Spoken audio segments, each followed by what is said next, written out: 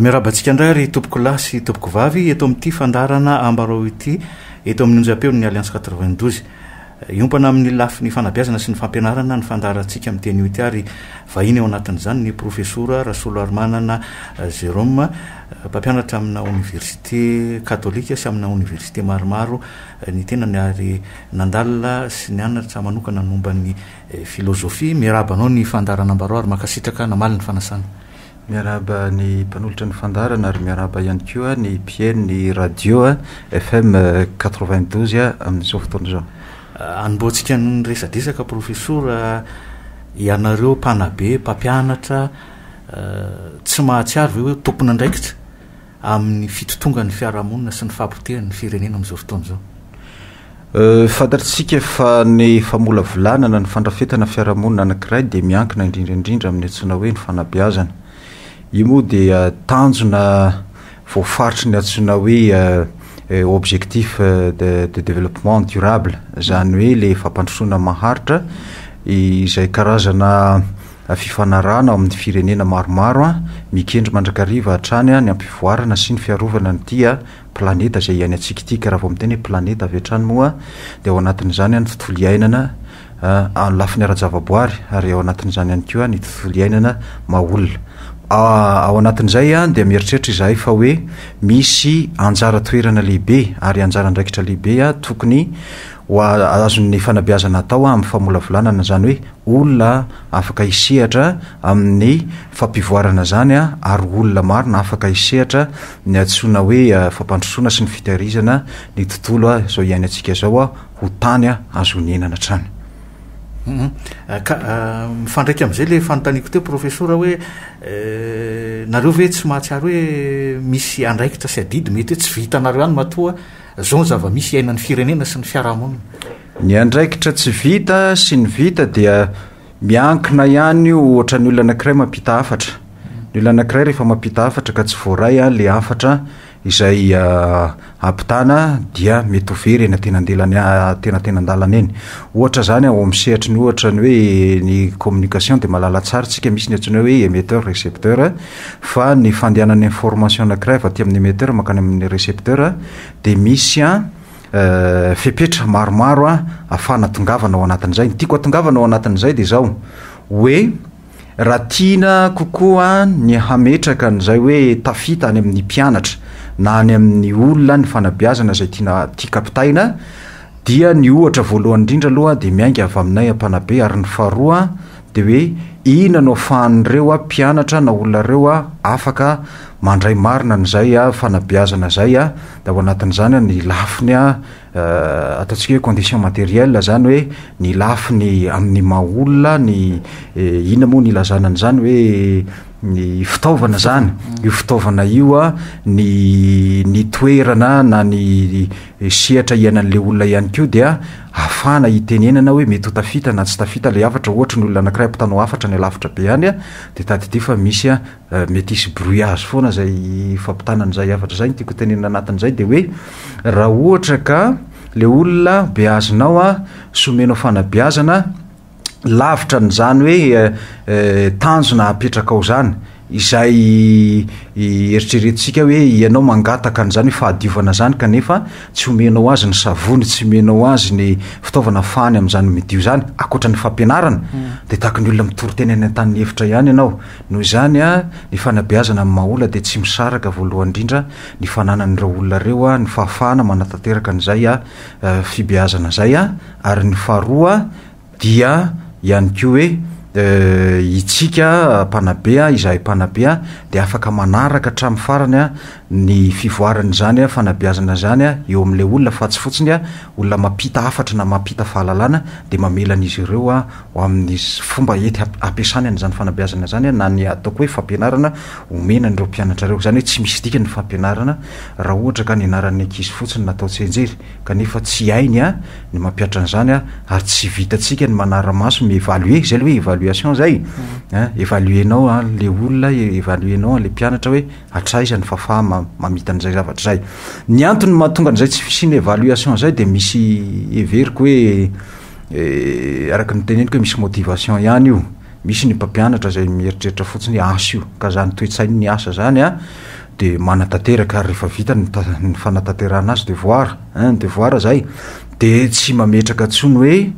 inona mo le mahafanabiazana le fanabiazana zay a hoe namolavola olona vanona maleo tena afaka miatrika marina ny fiainana na ny fahasarotana zay mety hitranga eo amin'ny fiainana zany zay ny tena tanjony fanabiazana ny fanabiazana de mamolavola olona autonome tena olona mahazaka tena afaka miatrika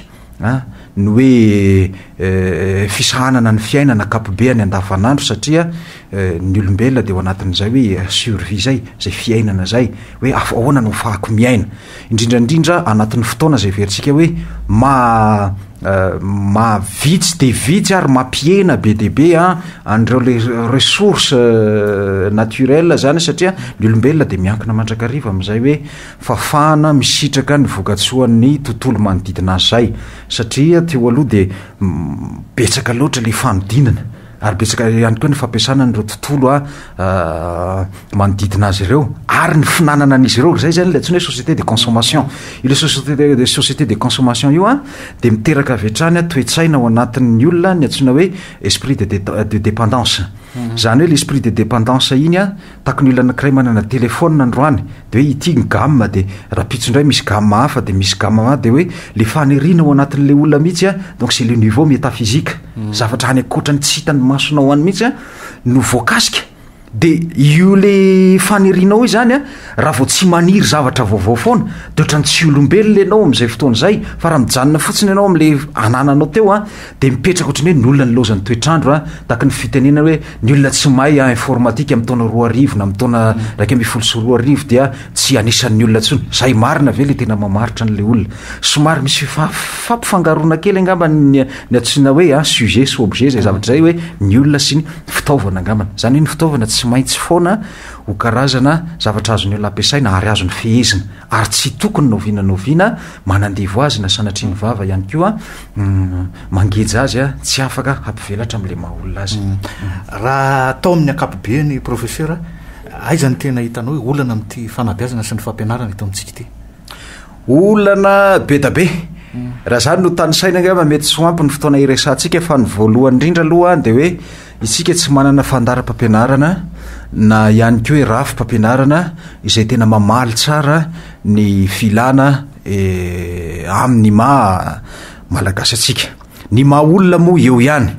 fa tadidio fa hoe nydikany hoe nation any de hoe naître de hoe teraka avy amin'ny io tany io ka ny olona anakiray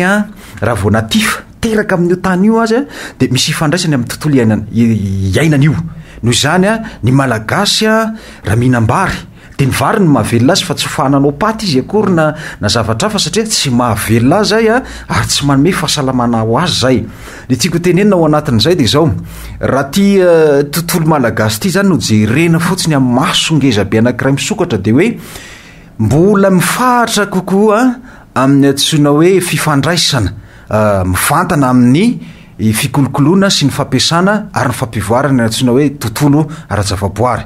za ao anatin'ny tiako tenenina ao anatin'izay de ny fambolena sy ny fiompiana zany ary ny asatanana za akory tsy manana ny atsona hoe esprit de résistance hoe tsy manaiky ny fivoarana ny industrialisation et transformabilité des ressources minières na anoatra zany fa jereo kely ane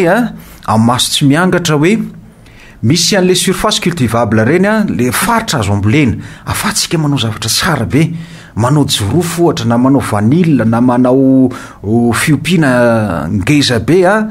dia trandrahantsika ny arena ao ambanin'io tany io de misy fatiantoka anakiroa avy hatrany le izy hoe ny toerana zay mba afahantsika mamboly dia simba ary le arena ao ambanin'le ilay faritra na azo ambolena ihany koa efa voatrandraka kanefa reny arena ny ambanin'ny tany reny reny no atsona hoe arena entina iahina sy everina hoe hitehirizana n'zany survie an'ireo taranaka any afara reo ka itsika miazakazaka be loatra am'le fitrandrahana n'le arena kibony tany sy ny namany kanefa tsy hitatsika koa hoe misy zavatra anakiroa mahafaty antoka atsika ao anatin'io de hoe simba ny tany zay azo volena ny faharoa ihany koa simba ny tontolo iainana ny fahatelo zany hoe telo zany le fahavoazana de hoe lasa tantely afadrakotra sy atao fitrandrahana tsy aradrariny a ny are-pirenena malagasy zany zavatra zany a tokony hodiniana noho izany raha ho anatin'ny fampianaran'ny fanabeazana de jerena mandrakariva hoe ina ny zava-misy eo atoerana ina le karazana kolotsaina atsina hoe kolotsaina ane io manko any mahadiso an'le hoe ministerany culture sy ny namany reny de ny fanaovana manifestation etseroa ataotsika hoe ina moa zany fankalazana ny tomboavao malagasy zay miteraka ady na ihany koa ny hoe fikolokoloana ny vakoka sy nisakara tsy zany ane ny tena atao hoe kolotsaina ao anatiny zay fa ny kolotsaina de hoe avy am'le moa hoe koltora ny koltora zay de hoe ny olona mifandray amin'ny zavaboary ary le fifandraisany amin'le zavaboary iny dia mitarika azafady mitarika ny fitehirizana sy ny fampitomboana nyreo herin'ireo zavaboary reo mba afahan'ny olombelona mivelona am'ireo zavaboary reo ary ihany koa hananany olombelona saina voakolokolo vokatry n'izay le fifandraisany amin'ny zavaboary zay ny tena tsona hoe kolotsaina fa ny kolotsaina voizitsika matetetiko ohatrany zavatra hafahafa ety ivelany ary iveriko hoe diso ihany le famaritana n'ilay kolotsaina na ny fametrahana n'le tanjona apetraky ny atsona hoe ministère ny culture sy ny artisanal misy ny ara tena misy ny ara fa le kolotsaina mihitsy ny hitako hoe misy zavatra tsy mipetraka ao anatin'le izy eo amin'ny fomba fampianarana sy ny fomba fanabeazana ianao hoe mahita hoe misy fomba fampianarana taloha mbola azo averina na koa hoe misy tsy maintsy hoe ilozana noho ny fiazakazaky ny toetrandro ny lozana sy tsy lozana fiazakazaky ny toetrandro fa izy amoa natao hoe toetrandro arinana tsona hoe fotoana diso sy tanteraka ny mieritreritra hoe janvier février mars avril mai juin juillet 2015 16 17 18 ny atsona hoe fotoana ny fotoana de ny olombelona zany mamaritra hoe adiny ray miasa adiny valo miasa inona ny sahazany ny atsona hoe fiainany olombelona misy ny olona zay haingana be ary manana méthodologie izy ka vitany eo anatin'ny atsasakady ny fanao fanatanterahana asa anakiray ary misy mila fotoana ataotsika hoe hatrany amin'ny adiny roa ka fampitahana no everitsika hoe point de référence zany hoe fiangana amin'ny atsony hoe fahatarana na fandrosoana amin'ny firenena anakiray de fahadisoana be zany satria tsika hiazakazaka avetrany hoe ilahatra am'ireo firenena matanjaka na reo firenena zay efa industrialisé kanefa ireo vokatry ny tsy fananan'ireo ressource manana an'izay le hoe produit naturel zay ane transformable eo amin'ny taniny no mahatonga anazy manafatra miantso de hoe ny any ny azotsika atao afahatsika migarantie an'izany survie zany de manao ny industrialisation tsika noho zany manafatra sy mividy an'ireo vokatra avaty amin'ny tany mahanitra sy mpamokatra toy ny tany aty Madagasikara izy ireo ary manodina ny vokatra io satria ny atsika produit brut no matière brute no aondratsika ary zay tena hoe amin'ny vidiny zay tena tsy misy lanjany tokoa zay zavatra zay ahodiny zareo zay de mivoaka amin'ny atsiny hoe produit fini de miverina aty Madagasikara iza zany ny tena mety ho afaka hiaina kokoa ny olona anakiray zay mivokatra mivelona amin'ny alalan'ny vokatra zay misy eo atoerana ve sa ny olona zay fa tsy manana nininina ntsony fa tsy maintsy metehitra fotsiny amin'ny famokarana fitaovam-piadinana fanafarana entana etseroa fana manodina n'ireo entanareo iza no azo iverina hoe olona mety afaka hiaina lavitra kokoa zany hoe fantaniana apetrako ihany zay ampisaina ihany fa ndraindray miazakazaka loatra amin'ny antony tsy misy fotony tsika eto Madagasikara ina moa no mahatonga ny hoe omby zao lasa lafo vidy eto Madagasikara satria tsy misy omby any any ivelany tiany sinoa mihinana n'izany omby zany tiany sinoa mihinana n'zany sopakaka zany tiany sinoa maka n'ireo arena be da be eto Madagasikara reo fa maninona raha ifotorana raha ny famokarana n'ireo omby reo ohatra izay everina hoe mabelanja ihany koa ny are-pirenena malagasy noho ny hoe handeha hieritreritra fitrandrahana rena-kibony-tany ary fitrandrahana nefa eritrereto tsara fa ny redevance azotsika ao anatin'ireny fitrandrahana rena-kibony-tany re 2% fotsiny ane ny verse any anatin'ny kitapom-bola mpanjakany fa raha itsika no mitrandraka an'ireny na ho avelantsika ho an'ny taranaka hany arinana tsy very io fa ny fitiavatena ho an'ireo mpitondra fitiavatena ho an'ireo olona zay mieritreritra ny anakarena tampoka tsy mba manana nyzany hoe fijerena lavitra ho an'ty taranako an'ty firenena malagasy ty zay tsy azo eritreretina mihitsy hoe anio de androso fa azo eritreretina hoe firenena hanisan'ny matanjaka indrindra afaka 20 taona na 30 taona no ny mbola fananany arena ara-bojanahary zay ambola koboniny eo anatin'io tany io noho zany tsy misy mampiazakazaka am'zany zavatra zany fa ndeha voizina bebe kokoa ny afahantsika manampy an'ireo tatsara everina hoe ny mahasosotra kelany malasa saina de hoe 700 ny tatsa eto Madagasikara ka raha 700 ny tatsa eto Madagasikara ina no afahana manampy an'izy ireo sy afahana ihany koa manome fampianarana na fanabeazana mifandraika amin'izay asa ataon'izay ampivoarana ny sehatra io ary hitondra vokatra tsaratsara kokoa ary mivantana indrindra any anatin'ny antsoina hoe ekonomia nasional fa manjary lasa ampimamba fotsiny an'ireo mpitondra reo arem-pirenena na ho an'ireo izay ataontsika hoe mpampiasa vola zay le antsoina esprit capitaliste fotsiny le izy de mampahantra vahoaka am'izay lafy ny fanabeazany sy fampianaran'izay any ahoana ny fahitanao ny faripahaizan'ny tanora sy ny ankizy am'izao fotoana zao aizany tena ironan'ny tanora bebe za aloha zany tena malahelo de malahelo ny antony ray voalohany indrindra de hitako hoe ny mpianatra am'izao rusé fa tsy intelligent samy hafa manko ny antsoina hoe ny olona marantsaina zany de hoe afaka mampiasa ny fitaovana eo ampelantanany na ao anatin'ny tsy fisina fitaovana ara de mikaroka hevitra mandrakariva natanterahana zavatra anankiray zay ny antsoina hoe olona manatsaina zay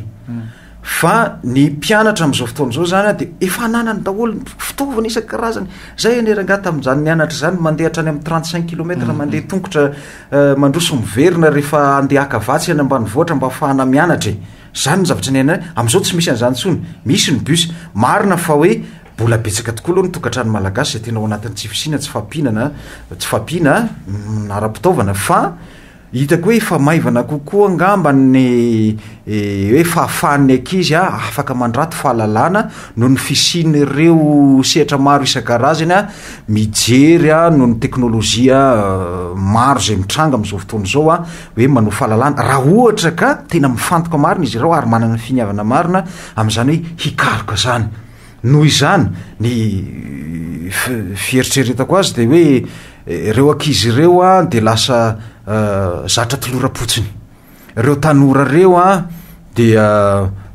tany Australie moa nisy fivoriana indray mandeha de milaza na me qualification an'ireo hoe ny hoe la génération Z aujourd'hui zany hoe ny tanora am'izao fotoana zao de le tanora tsy te hikaroka le tanora kamo le tanora tolorapotsiny le tanora tsy manana l'esprit créatif ka ny tokony ho tadiditsika de hoe arakaraka ny tsy fisinany mahatonga ny olona hikaroka fa raha ampianao zavatra betsaka ary comblenao ny olona anankiray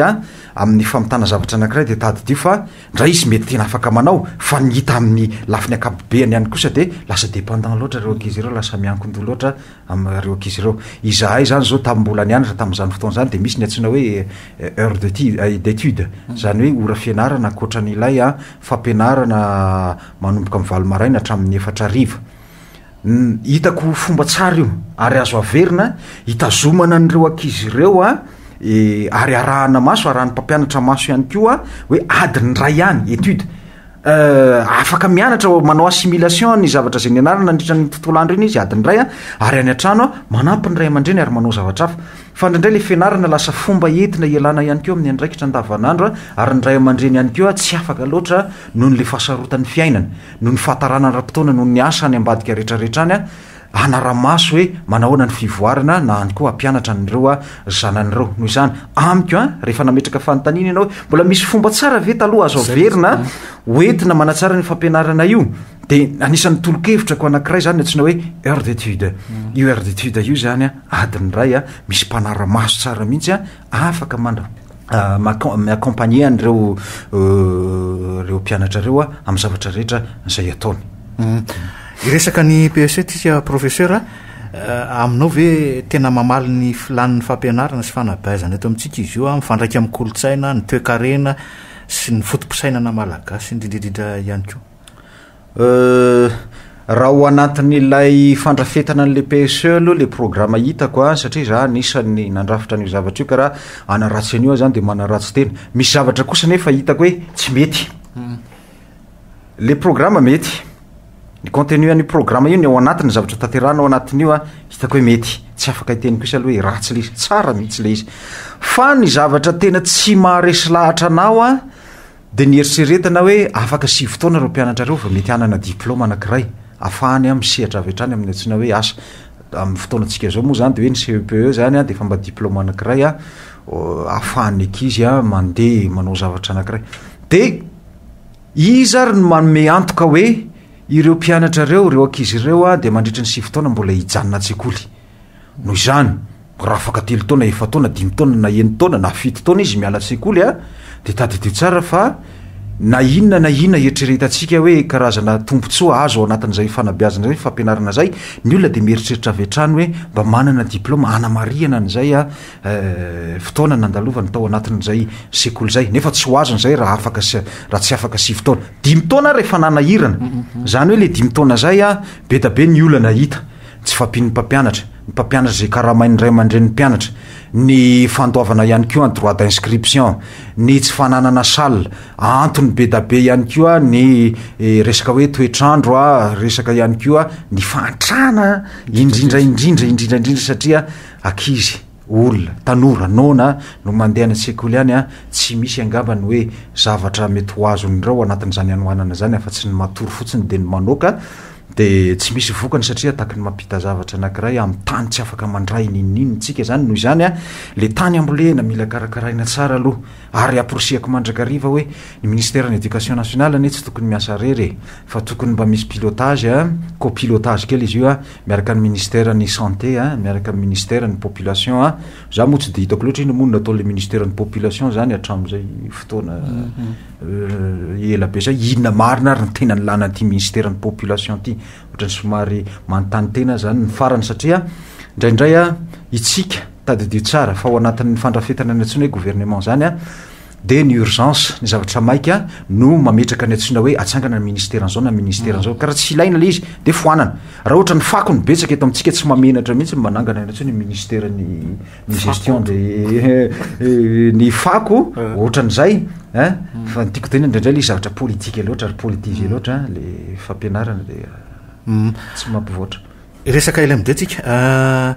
efa tena fotoana erisotsika amin'io ve am'izao fotoana zao na koa efa tena feno ny fepetra fa atsika mametraka an'izay ila am'de zay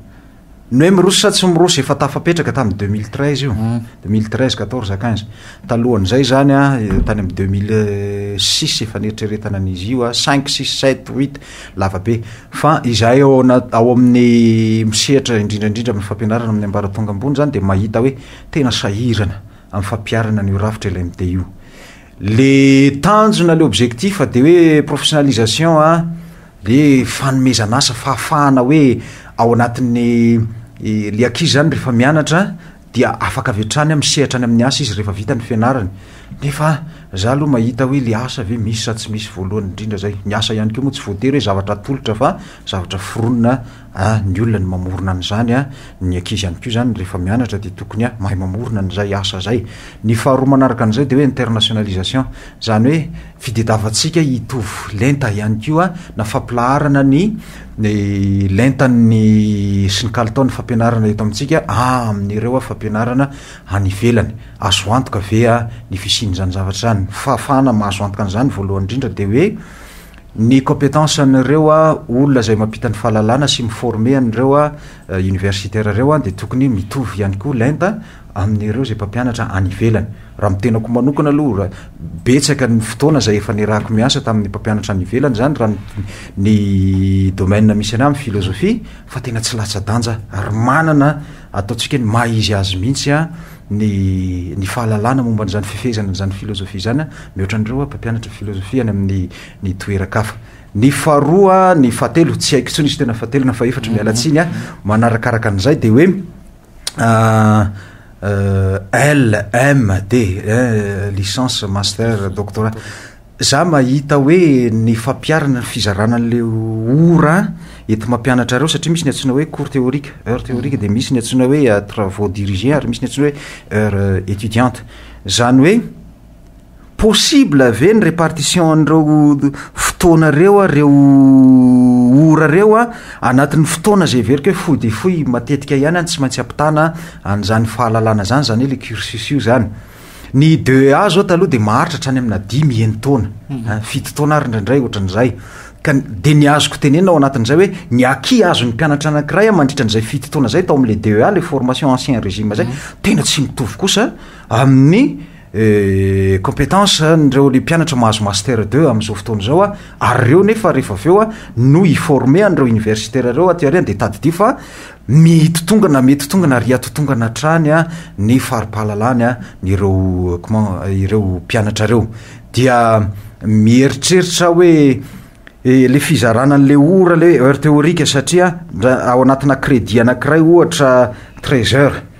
de crédit anankiray 13 heures zay a miala tsy moa am'le fampiasana le voambolana teknika mety misy tsy maso sika amitsika piano mialako tsy indrindra be da be de hoe ny 7 heures na 8 heures amin'io ihany no heure théorique fa ny 8 heures na ny 7 heures amin'io ihany keo de tsy no hoe TD na heure étudiante zany hoe ny cours théorique tena en salle zany a de atsasana un tiers nylay fanome hatram'izay ampy tokoa ve zay satria talora ohatra ka manome cours na 30 heures zany ianao mbola misalasala ary ianao hoe tafita ve sa tsy tafita zay fampianarana zay nefa tsy manana afa-tsy le apatelo niny fotsiny ianao sisa anaovana an'le heure théorique dia tsy possible tsy za aloha tsy de mino loatra hoe tena ho tafita arak'izay le izy ary za mino ary mahita fa tsy de tena misy mampiatrana izy io fa mbola manaraka le ancien régime ihany sika fa miditra fotsiny anatin'le hoe LMD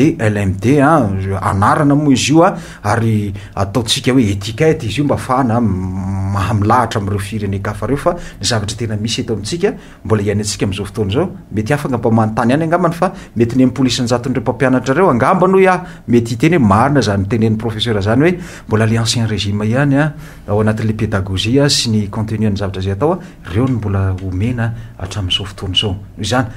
mipetraka le izy araky ny teny zay ifanarahana fotsiny fa tsy mipetraka le izy a araky ny fampiarana azy a araky ny zavatra zay takino LMD io satria misy zavatra ohatrany ny fampiasana ny accès à l'information la technologie nouvelle technologie zany aiza moa ny mpianatra no afaka manao recherche nefa ry zareo ara tsy manana an'izany internet zany tsy manana ordinateur any aminy ary raha manana an'izany izy a zavatra hafa indray no ataony mandritra ndre le fotoana fikaroana zay a fa tsy eritreritra mihitsy izy a hikariko ary ny loza indrindra de mampita indrindra mamboly ary fa tsy hoe mampita ihany keo a le hoe toetsaina tia fangalana tahaka fotsiny ary mandika ny zavatra zay fa fikaroana vitan'ny olona nivelany a zany ny zavatra mitranga am'izao fotoana zao ny amony mpianatra de teneniko foana matetika hoe ianareo a alohan'ny amakinareo commentateur na manao recherche any anaty Google sy ny internet sy nisa-karazany ihany a de aleonareo mamaky boky noho izany a atao foana ny fikaroana miainga aminareo rehefa hitanareo vitanareo zay ampita ao am'le fikaroana vitan'le olona hafa zay atraizy inona ny mety inona tsy mety a eo na fahanareo mandrefy hoe misy fivoarana ianareo na tsy misy fivoarana satria tsy misy azo antenaina mihitsy ao anatin'ny olona anankiray zay mandika fotsiny ka heritreritra hoe isy zava-baovao hitranga ao anatin'io nefa tadidio tsara fa nisy mpanoratra anankiray zay philosophe zay atsina hoe Hannah Arendt ny teny izy hoe la naissance d'un nouveau enfant fait espérer aussi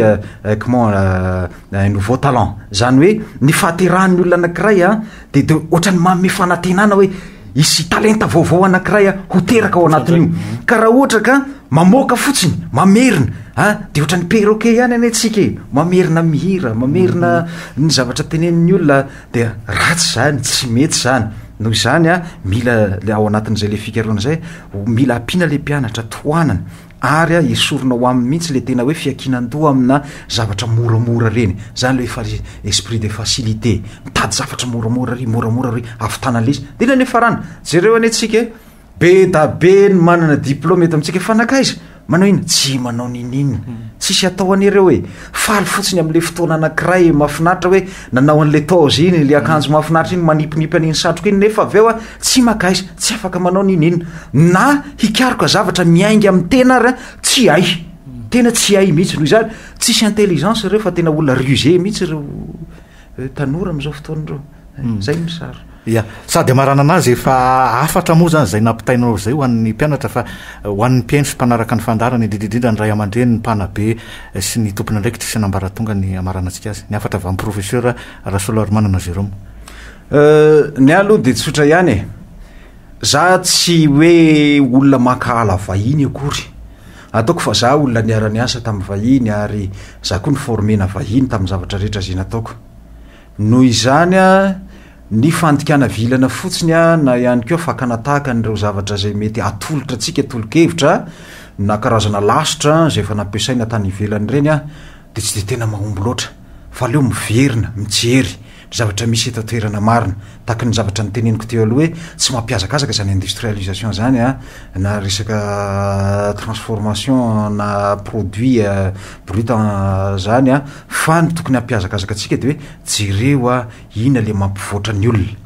ary jereo ihany ko hoe ahoana ny tehirizana n'izay le fiainan'ny olona zay a am'le mahamalagasy azy mifandray am'le taniny zay ny tokony ho jerenao manana ny spécificité ny mahizy azy ny karakteristika ny zavatra isan-karazany a mamariparitra ny ty tany ty any atsika ary le mahizy le mahamalagasy atsikasika ireo no fotorana ireo no jereny ka ny eo am'le na ny fampiasana ny teny io fotsiny ara sahirany tsika tsy manana voka-pikaroana miainga avy aty amintsika satria ny antony a tsy mikaroka voalohany indrindra ny faharoa ihany ko a itentsika hoe andao anao malgasisation sy ny isan-karazany traduction ne nataontsika ary transposition fotsiny nataontsika am'ireny zavatra reny hoe adikao le fahalalana raha tsy mi hoe takamoa ny ampola sy ohatran'izany fa ireny a misy karazana intuition io chaîne mentale rafitry ny fisainan'ny olombelona io ane dia voafaritra ary ataontsika hoe modele amin'ny fifandraisana zay le ohatrany hoe culture fifandraisana amin'ny natura io noho izany na ny fanononana zavatra anankiray ara fikaroana ara scientifique anankiray concept voambolana anankiray afaka miainga mivoaka amin'ny alalan'ny tenantsika ary ho azotsika kokoa le izy rehefa miainga avy amintsika tokoa zay zavatra zay fa raha ohatra ka anao malgasisation nefa andika teniny eo anatin'izay ve tsy mampiasa olona fotsiny za kosa aloha tsy andika teny am'zany sady za tsy de avanana loatra amin'ny fandikana ny teny malagasy atreto fa aleo za hieritreritra amin'ny fomba fisainako a de mamokatra amin'ny fomba fisainako a ninoninona teny zay ampiasaiko a amoahako an'io voka-pikaroana io tsy de any am'le teny malagasy na teny frantsay loatra ny olana fa mamoaka fikaroana mivoaka avy amin'ny antsina hoe kolotsaina malagasy marina misaotra anao professeur ny vahiny teto amin'ny fandarana makasitraka tompoka misaotra indrindra tompoka ary misaotra ny radio alliance FM 90 ihany koa nandray ny tenako teto de mankasitraka anareo mpiaino ihany koa mametraka ny mandra-pitafa manaraka andray ary tompoka lasy tompoka avy veloma tompoka